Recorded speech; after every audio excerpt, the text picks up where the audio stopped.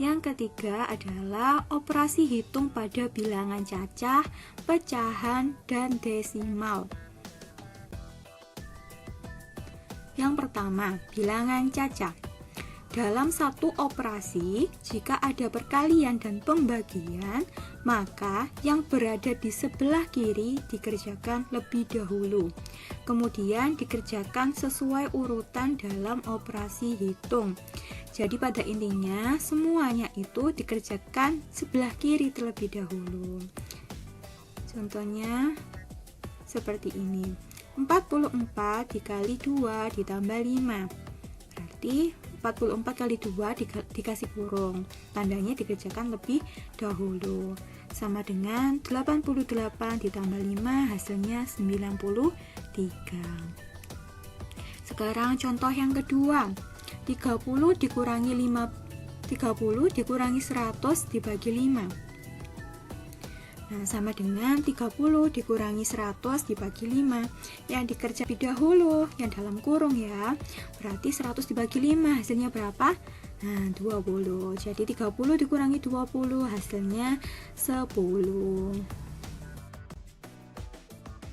Sekarang bilangan pecahan. Dalam bilangan pecahan, dalam satu operasi, jika ada perkalian dan pembagian, maka yang berada di sebelah kiri dikerjakan lebih dahulu. Kemudian dikerjakan sesuai urutan dalam operasi hitung. Menjumlahkan dan mengurangkan bilangan, maka penyebut disamakan terlebih dahulu. Intinya apa? Kalau perkalian dan pembagian itu setara, jadi yang dikerjakan terlebih dahulu adalah yang paling depan atau yang sebelah kiri. Sedangkan dalam bilangan pecahan sendiri, kalau soalnya itu diminta untuk menjumlahkan atau mengurangkan, maka penyebut atau yang berada di bawah kan biasanya kan A per B, misal seperti itu ya.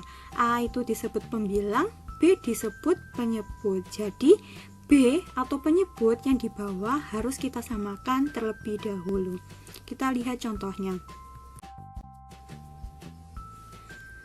Misal 3 per 5 ditambah 3 per 4 dikali 2 per 5. Jadi yang dalam kurung kita kerjakan terlebih dahulu, di mana 3 per 4 dikali 2 per 5. Nah, mohon maaf ya, ini yang awal lupa nggak dikasih tanda positif. Jadi yang kita kerjakan lebih dahulu adalah yang perkalian, karena perkalian lebih kuat daripada penjumlahan. Untuk perkalian sendiri, kita jumlahkan pembilang dikali pembilang dan penyebut dikali penyebut. 3 dikali 2 hasilnya 6, 4 dikali 5 hasilnya 20. Sehingga 3 per 5 ditambah 6 per 20. Nah, masih ingatkah kalian bahwa kalau penjumlahan penyebutnya harus sama, sehingga kita samakan. Nah, kita pakai penyebut 20. 20 dibagi 5 hasilnya 4. 4 dikali 3 hasilnya 12, kita tulis.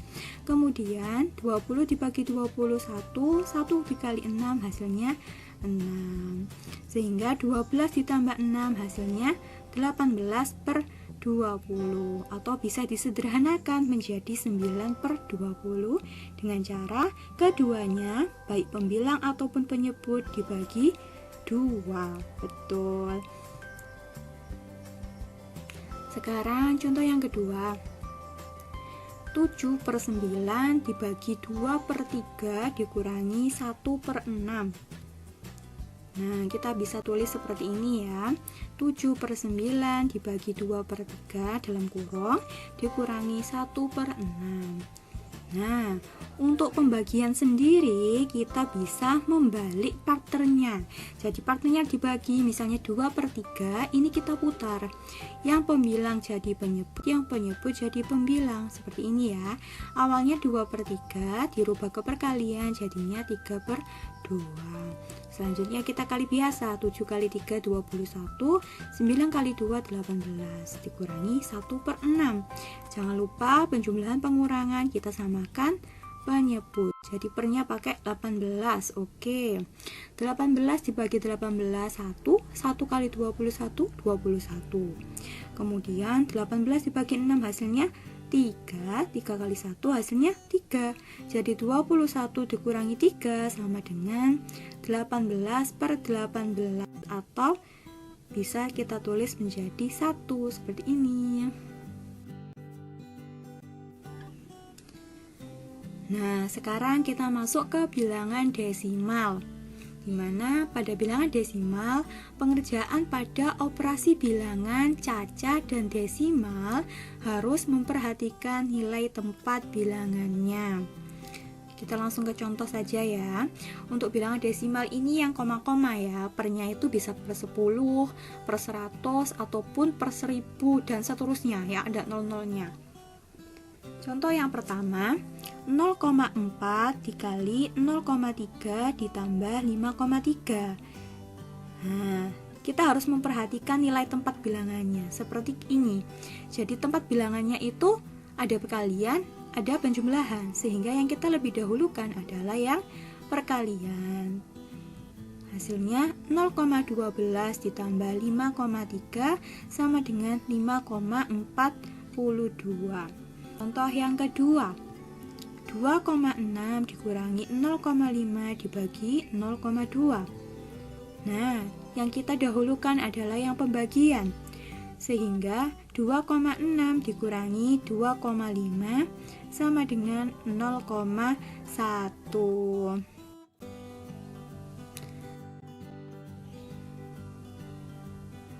Selanjutnya, hitung campur bilangan cacah, desimal, dan pecahan.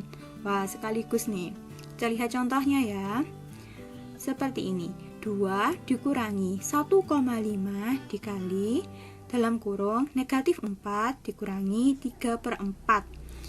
Nah, apa yang kita kerjakan terlebih dahulu? Seperti yang awal-awal, bahwa perkalian dan pembagian itu lebih penting, sehingga yang dikerjakan terlebih dahulu adalah 1,5 dikali negatif 4 seperti ini. Jadi hasilnya 2 dikurangi negatif 6 dikurangi 3/4.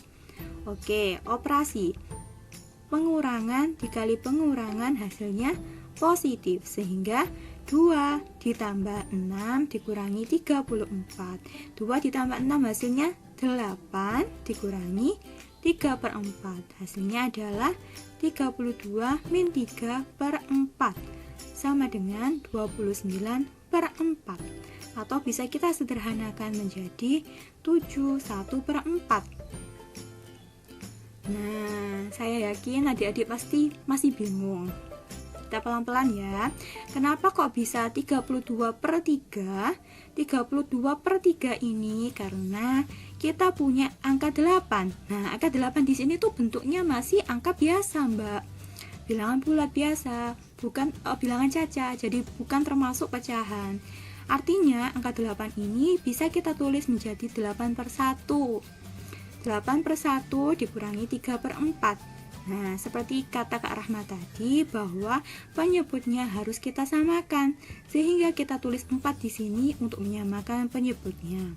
4 dibagi 1 hasilnya 4, 4 kali 8 hasilnya 32. Kemudian sebelahnya 4 dibagi 4 hasilnya 1, 1 dikali 3 hasilnya 3. Nah, untuk 29/4 sendiri, ini kita rubah ke dalam bentuk pecahan, lebih tepatnya adalah pecahan campuran. Gimana caranya? Seperti ini. Nah, angka 4 ini kita samakan, jadi kita tulis untuk penyebutnya tetap sama 4. Kemudian 4 kita pikirkan 4 dikali berapa, hasilnya itu yang mendekati angka 29. Di sini Kak Rahma menemukan bahwa yang mendekati 29 adalah 7. Nah, 4 dikali 7 itu hasilnya 28, sehingga sisanya 1 kita tulis di atasnya seperti ini. Nah, terima kasih adik-adik. Semoga pembelajaran hari ini bermanfaat bagi kita semua. Jika ada kesusahan memahami pelajaran hari ini, silahkan kalian WA ke Kak Rahma ataupun Kak Ilmi ya. Tetap semangat adik-adik meskipun belajar di rumah aja. Wassalamualaikum warahmatullahi wabarakatuh.